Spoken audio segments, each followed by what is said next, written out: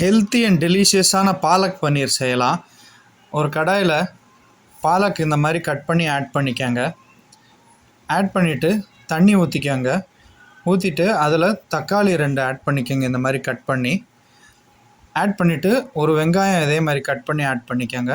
Blanche பண்ணி fan காற்றுல ஆற வச்சுட்டு அதே கடாயில் கொஞ்சம் பட்டர் போட்டு கொஞ்சமாக சாப்டு ஆனியன்ஸ் அண்ட் கார்லிக் ஆட் பண்ணி நல்லா வதக்கிட்டு பன்னீர் ஆட் பண்ணிக்கோங்க. இந்த மாதிரி க்யூபாக கட் பண்ணி ஆட் பண்ணிவிட்டு அந்த பிளான்ச் பண்ண கீரையை அரைச்சி இந்த மாதிரி ஊற்றிடுங்க.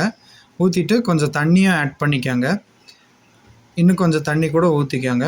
ஊற்றிட்டு சால்ட் ஆட் பண்ணிக்கோங்க. சால்ட் ஆட் பண்ணிவிட்டு நல்லா கிண்டி விடுங்க. கிண்டி விட்டுட்டு கொதிக்கட்டும்.